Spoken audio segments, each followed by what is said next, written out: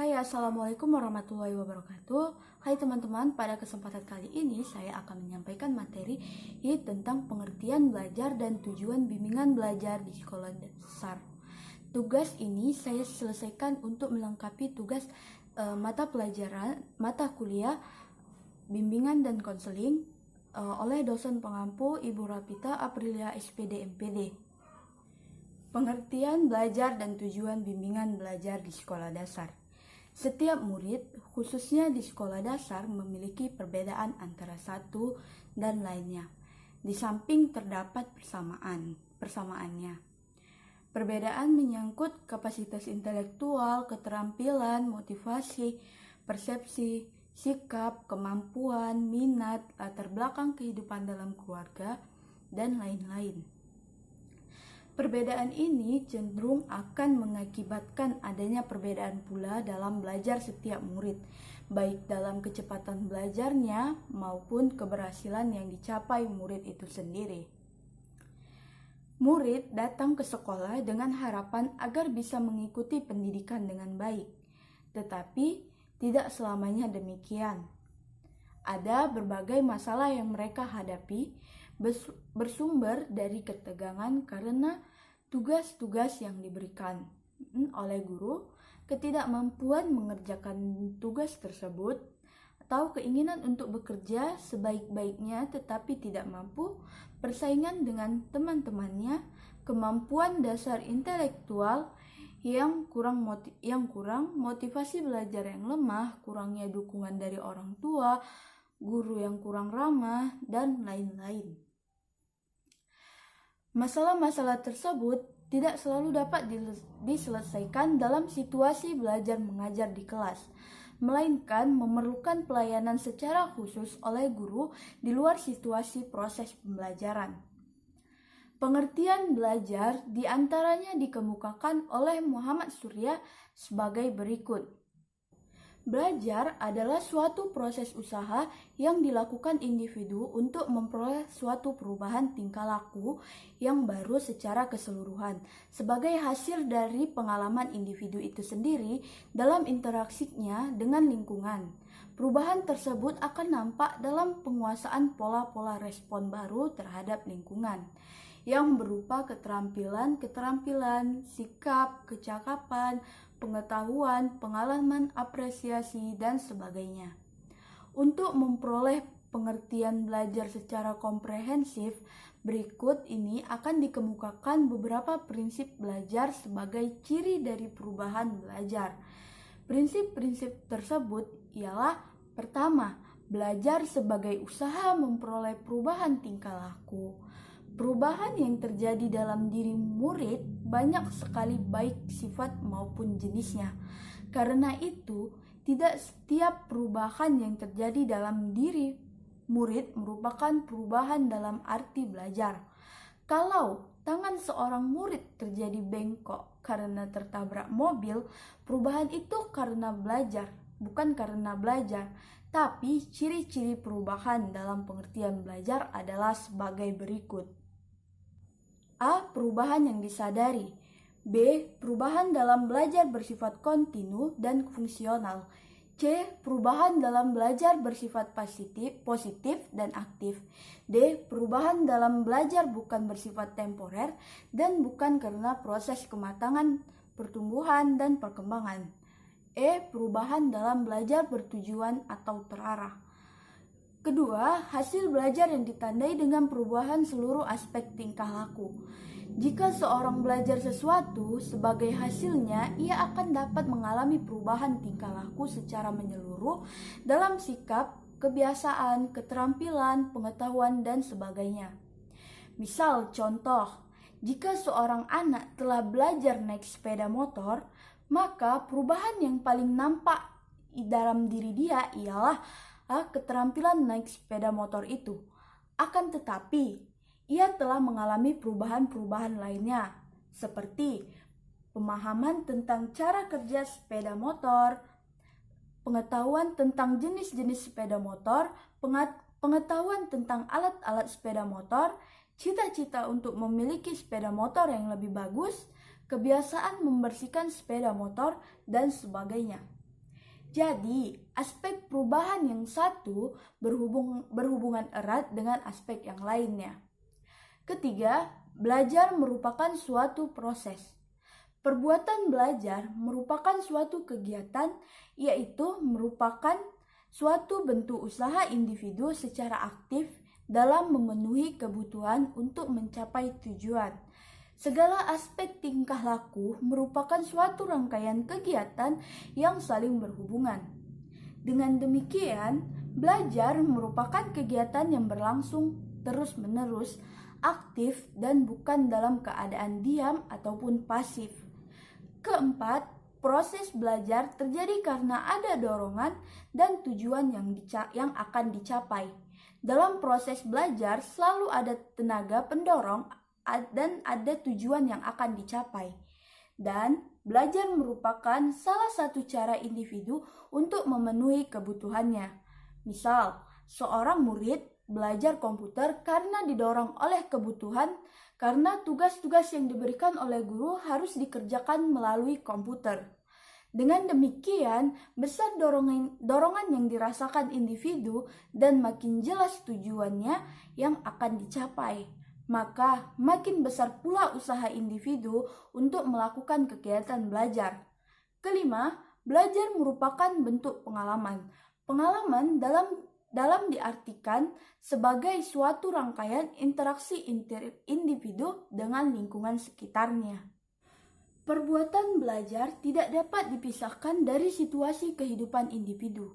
Proses dan hasil belajar akan mewarnai dan mempengaruhi kehidupan individu. Hasil belajar yang telah dicapai oleh individu akan merupakan pengalaman individu. Demikian pula pengalaman-pengalaman yang dialami individu akan menyebabkan individu belajar. Selanjutnya, tujuan bimbingan belajar di sekolah. Misal, ilustrasi tentang Doni merupakan contoh proses belajar yang menghasilkan perubahan perilaku sesuai dengan tujuan yang akan diharapkan. Namun dengan demikian, tidak semua murid mampu belajar seperti Doni, karena tidak sedikit mengalami hambatan dalam belajarnya. Lebih jelasnya dapat disimak dalam ilustrasi berikut. Lain halnya dengan Ming, teman sekelas Doni. Pada saat membuat pesawat terbang dari kertas, ia banyak mengalami kekeliruan. Di samping menunjukkan ketidakmampuan pada saat mempelajari buku petunjuk tentang cara melipat, juga tidak ada keseriusan dalam menekunkannya. Serta menunjukkan adanya sikap yang tidak senang, sehingga tidak ada yang dapat menyelesaikan dengan baik. Akhirnya, dengan bantuan dan bimbingan oleh guru kelasnya, Ming baru mau mengerjakannya meskipun tidak bisa langsung selesai tepat pada waktunya. Ilustrasi tersebut menunjukkan bahwa tidak semua murid dapat mencapai tujuan atau sasaran belajar dengan cepat dan tepat. Murid seperti Ming perlu memperoleh bantuan dan layanan khusus yang terencana. Bantuan tersebut dinamakan bimbingan belajar. Merujuk kepada uraian di atas tadi, maka dapat dikemukakan pengertian bimbingan belajar, yaitu proses bantuan yang diberikan kepada individu atau murid agar dapat mengatasi masalah-masalah yang dihadapinya dalam belajar, sehingga setelah memulai proses perubahan belajar, mereka dapat mencapai hasil belajar yang optimal sesuai dengan kemampuan, bakat, dan minat yang dimilikinya. Dengan kata lain, tugas guru di sini adalah membantu murid mengenal, menumbuh, dan mengembangkan diri, sikap, dan kebiasaan belajar yang baik untuk menguasai pengetahuan dan keterampilan, serta dalam rangka menyiapkan kelanjutan pendidikan ke jenjang yang lebih tinggi. Untuk lebih jelasnya, bimbingan belajar di sekolah dasar bertujuan sebagai berikut. Yang pertama, pengembangan sikap dan kebiasaan yang baik, terutama dalam mengerjakan tugas, dalam mengembangkan keterampilan, serta dalam bersikap terhadap guru. Kedua, menumbuhkan disiplin belajar dan terlatih, baik secara mandiri maupun kelompok. Ketiga, mengembangkan pemahaman dan pemanfaatan kondisi fisik, sosial, dan budaya di lingkungan sekolah atau alam sekitar untuk pengembangan pengetahuan, keterampilan, dan pengembangan pribadi.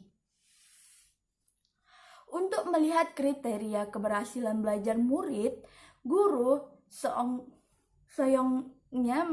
setidaknya mampu melakukan evaluasi atau penilaian berdasarkan orientasi atau tinjauan dalam segi A. Tujuan yang sesuai dengan rumusan tujuan pembelajaran khusus atau TPK yang didasarkan pada penggunaan Criterion Reference Evaluation, maka akan ditemukan kelas kualifikasi atau sebagai berikut. Murid dapat dinilai sebagai tidak atau belum menguasai pelajaran seperti yang ditunjukkan oleh angka nilai prestasinya yang berada di bawah ukuran batas lulus. B. Kapasitas atau tingkat kecerdasan dan bakat. Siswa sendiri untuk belajar dalam bidang studi tertentu akan ditemukannya kualifikasi siswa sebagai berikut. Pertama, murid yang prestasinya lebih tinggi dari apa yang diperkirakan berdasarkan hasil tes kemampuan belajar disebut siswa sukses. Kedua, murid prestasinya memang sesuai dengan apa yang diperkirakannya berdasarkan tes kemampuan belajarnya disebut siswa yang wajar. Murid yang prestasinya ternyata lebih rendah dari apa yang dipikirkannya berdasarkan hasil tes kemampuan belajar itu disebut dengan siswa gagal. Selanjutnya, C. Berdasarkan waktu yang ditetapkan untuk menyelesaikan suatu program belajar, maka akan kita temui kualifikasi siswa sebagai berikut. Murid yang ternyata dapat menyelesaikan pelajaran atas pekerjaan lebih cepat dari waktu yang disediakan untuk menyelesaikan pelajaran tersebut itu disebut namanya siswa tercepat. Murid yang dapat menyelesaikan pelajaran atau pekerjaan yang memang tepat sesuai dengan waktu yang telah dialokasikan itu namanya siswa yang normal. Selanjutnya, yang ternyata tidak dapat menyelesaikan pelajaran atau pekerjaan berdasarkan waktu yang telah ditetapkan itu namanya merupakan siswa yang lambat. Dengan menggunakan ROM reference atau PAN, di mana prestasi seorang siswa dibandingkan dengan prestasi siswa lainnya atau baik temannya sekelompok di tempat yang sama maupun tempat yang lain, maka kita akan menemukan kategorisasi siswa sebagai berikut. Merupakan murid yang berprestasi belajarnya selalu berada di atas nilai rata-rata prestasi kelompoknya disebut namanya siswa unggul. Murid yang prestasinya selalu di sekitar rata-rata atau mean dari kelompoknya yang sama itu disebut namanya siswa papa atau rata-rata. Murid yang prestasinya selalu berada di bawah nilai rata-rata prestasi kelompoknya itu namanya siswa asal. Lanjut, kita masuk ke materi selanjutnya ialah jenis-jenis masalah belajar dan identifikasi murid yang diperkirakan mengalami masalah belajar. Yang pertama, jenis-jenis masalah belajar. Sebelum dikemukakan jenis-jenis masalah belajar yang dialami oleh murid di sekolah dasar, terlebih dahulu akan dijelaskan apa yang dimaksud dengan masalah belajar. Masalah belajar adalah suatu kondisi tertentu yang dialami oleh murid dan menghambat kelancaran proses belajarnya. Kondisi tertentu itu dapat berkenaan dengan keadaan dirinya, yaitu berupa kelemahan-kelemahan yang dimilikinya dan dapat juga berkenaan dengan lingkungan yang tidak menguntungkan bagi dirinya. Masalah-masalah belajar ini tidak hanya dialami oleh murid-murid yang lambat saja dalam belajarnya, tetapi juga dapat menimpa murid-murid yang pandai ataupun cerdas. Menunjuk kepada pengertian masalah belajar yang tersebut tadi terhadap kriteria keberhasilan belajar murid yang telah diuraikan pada bagian sebelumnya, maka jenis-jenis masalah belajar di sekolah dasar dapat dikelompokkan kepada murid-murid yang mengalami A. Keterlambatan akademik, yaitu keadaan murid yang diperkirakan memiliki inteligensi yang cukup tinggi tetapi tidak dapat memanfaatkan secara optimal. B. Keterlambatan dalam belajar, yaitu keadaan murid yang memiliki bakat akademik yang cukup tinggi atau memiliki IQ 130 atau lebih, tetapi masih memerlukan tugas-tugas khusus untuk memenuhi kebutuhan dan kemampuan belajarnya yang amat tinggi. C. Sangat lambat dalam belajar, yaitu keadaan murid yang memiliki bakat akademik yang kurang memadai dan perlu ditimbangkan untuk mendapatkan pendidikan atau pengajaran khusus. Yang D. Kurangnya motivasi dalam belajar, yaitu keadaan murid yang kurang bersemangat dalam belajar, mereka seolah-olah tampak jera dan malas. E. Bersikap dan kebiasaan buruk dalam belajar, yaitu kondisi murid yang kegiatannya atau perbuatan belajarnya sehari-hari antagonistik dengan yang seharusnya, seperti suka menunda-nunda tugas, mengulur-ngulur waktu, membenci guru, tidak mau bertanya, atau hal yang tidak diketahui, dan sebagainya. Yang F. Sering tidak sekolah, yaitu murid-murid yang sering tidak hadir atau menderita sakit dalam jangka waktu yang cukup lama sehingga kehilangan sebagian besar kegiatan belajarnya. Kedua, identifikasi murid yang diperkirakan mengalami masalah belajar. Murid yang mengalami masalah belajar dapat diidentifikasikan melalui tes hasil belajarnya, tes kemampuan dasar, skala pengungkapan sikap, dan kebiasaan belajar. Yang pertama A. Tes hasil belajar. Tes hasil belajar adalah alat yang disusun untuk mengungkapkan kapan sejauh mana murid telah mencapai tujuan-tujuan pengajaran yang sudah ditetapkan sebelumnya. Murid dikatakan telah mencapai tujuan pengajaran apabila dia telah menguasai sebagian besar materi yang berhubungan dengan tujuan pengajaran yang telah ditetapkan. Ketentuan ini merupakan penerapan dari belajar tuntas atau mastery learning, yang didasarkan pada asumsi bahwa setiap murid dapat mencapai hasil belajar sesuai yang diharapkan jika diberi waktu yang cukup dan bimbingan yang memadai untuk mempelajari bahan yang disajikan. Yang B. Tes kemampuan dasar. Di sini setiap murid mempunyai kemampuan dasar atau kecerdasan tertentu. Tingkat kemampuan ini biasanya diukir atau diungkapkan dengan menggunakan teks kecerdasan yang sudah baku. Diasumsiasikan bahwa anak normal memiliki tingkat kecerdasan atau IQ antara 90 sampai 109. Hasil yang dicapai murid hendaknya dapat mencerminkan tingkat kemampuan yang dimilikinya. Murid yang kemampuan dasarnya tinggi akan mencapai hasil belajar yang tinggi pula. Bila mana seorang murid mencapai hasil belajar lebih rendah dari tingkat kecerdasan yang dimilikinya, maka murid yang bersangkutan digolongkan sebagai yang mengalami masalah belajar. Yang C sekarang skala sikap dan kebiasaan belajar. Di sini sikap dan kebiasaan belajar merupakan salah satu faktor yang penting dalam belajar. Sebagaimana dari hasil belajar ditentukan oleh sikap dan kebiasaan yang dilakukan oleh murid dalam belajar. Kebiasaan belajar menunjukkan pada bentuk dan pola perilaku yang dilakukan terus-menerus oleh murid dalam belajar. Sebagian dari sikap dan kebiasaan belajar murid dapat diketahui melalui pengamatan yang dilakukan di dalam kelas. Misalnya, dalam hal-hal mengerjakan tugas, membaca buku, membuat catatan, dan kegiatan-kegiatan lainnya yang berhubungan dengan belajar murid. Tetapi pengamatan biasanya terbatas pada sikap dan kebiasaan yang diterima oleh alat indera. Untuk mengungkapkan sikap dan kebiasaan yang lebih luas, telah dikembangkan beberapa alat berupa skala sikap dan kebiasaan belajar. Alat ini akan dapat mengungkapkan derajat cara murid mengerjakan tugas-tugas sekolah, sikap terhadap guru, sikap dalam menerima pelajaran, dan kebiasaan dalam melaksanakan kegiatan belajar.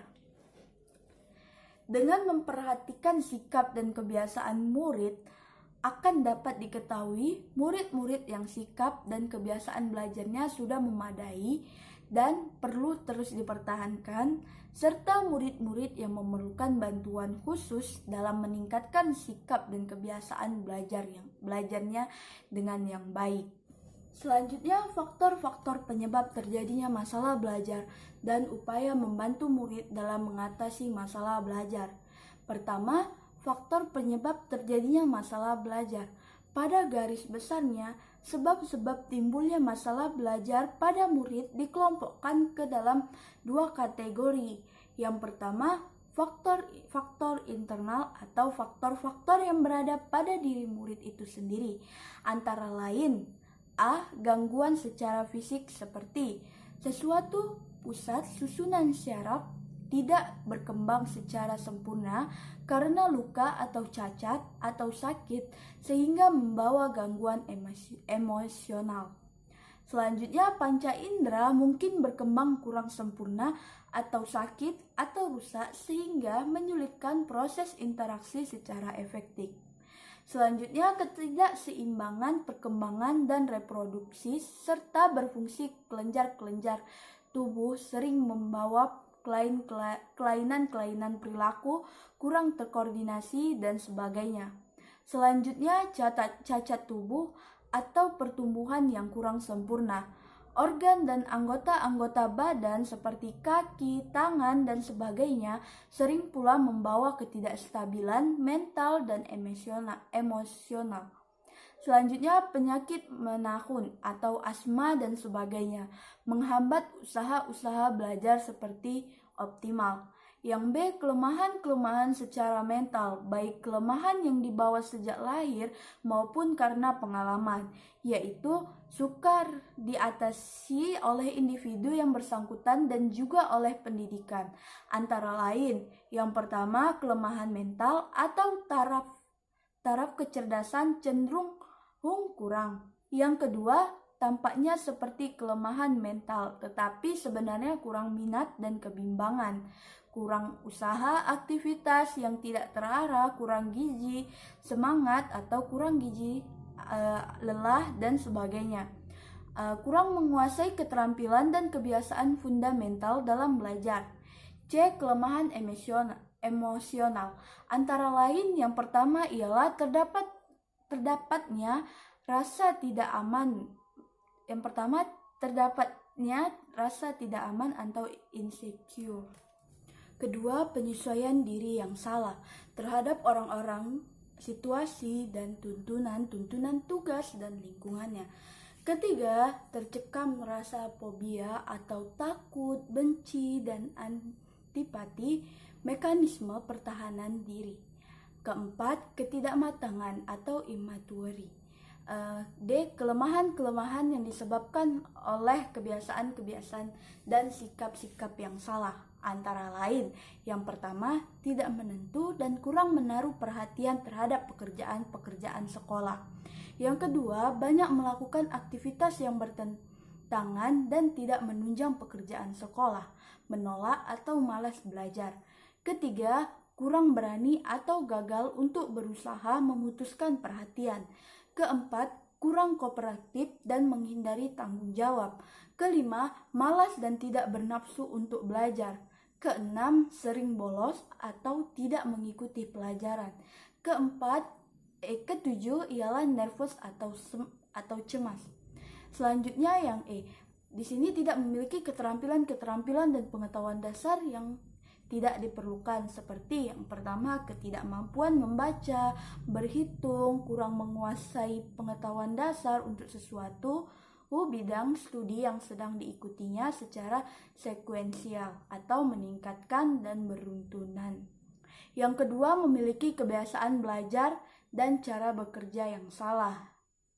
Kedua, faktor-faktor eksternal atau faktor yang ditimbulkan dari luar diri individu atau situasi sekolah dan masyarakat.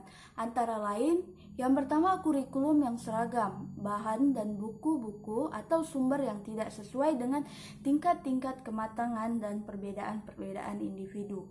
Yang kedua, ketidaksesuaian standar administratif atau sistem pengajaran, penilaian, pengelolaan kegiatan, dan pengalaman belajar mengajar, dan sebagainya.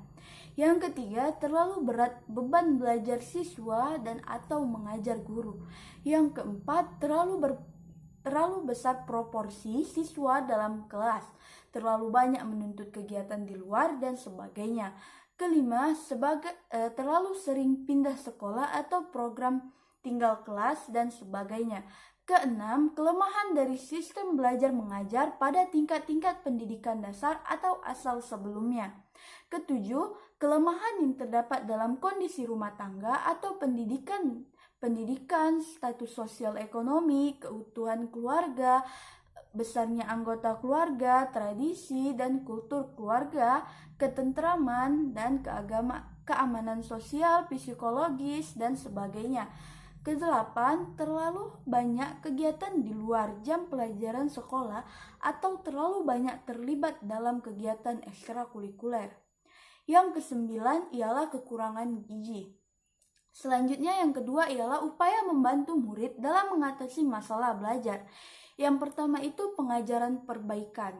Di sini maksudnya suatu bentuk pengajaran yang bersifat menyembuhkan atau membentukkan pengajaran yang membuat menjadi lebih baik. Pengajaran perbaikan merupakan bentuk khusus pengajaran yang dimaksud untuk menyembuhkan, membetulkan, atau membuat menjadi baik.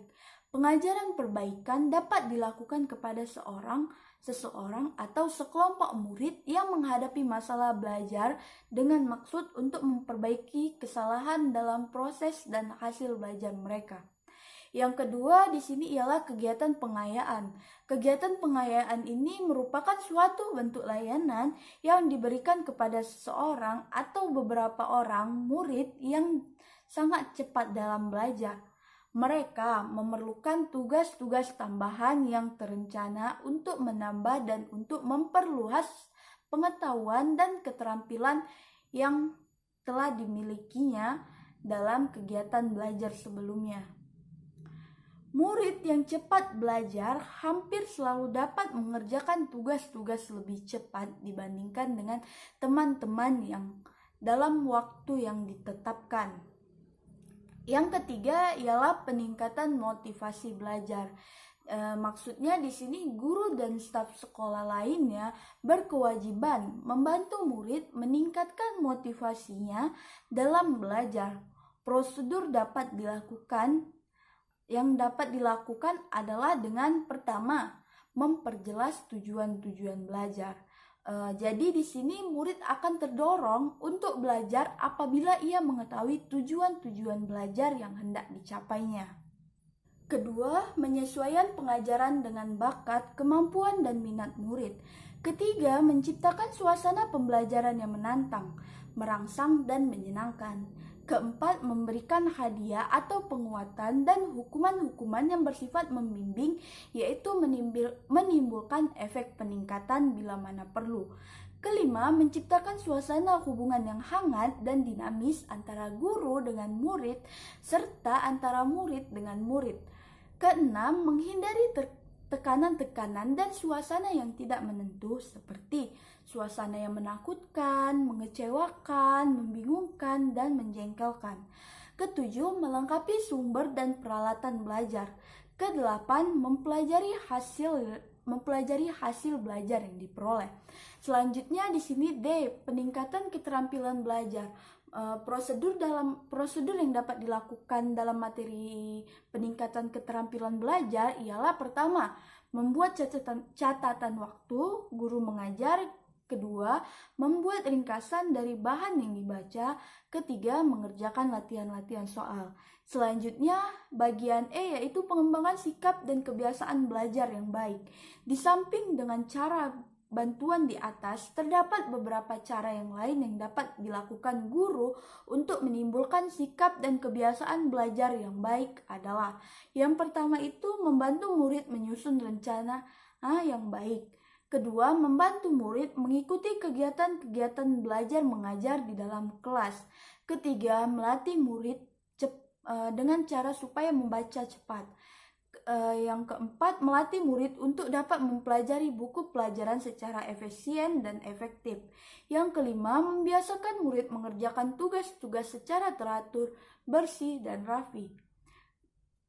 Selanjutnya, keenam, membantu murid menyusun jadwal belajar dan mematuhi jadwal yang telah disusun. Ketujuh, membantu murid agar dapat berkembang secara wajar dan sehat. Kedelapan, membantu murid mempersiapkan diri untuk mengikuti ujian yang meliputi persiapan mental, penguasaan bahan pelajaran, cara-cara menjawab soal ujian, dan segi-segi administratif penyelesaian ujian. Oke, terima kasih. Itu saja yang saya dapat sampaikan. Apabila ada kesalahan, saya mohon maaf. Terima kasih sudah menonton video saya. Semoga bermanfaat. Wassalamualaikum warahmatullahi wabarakatuh.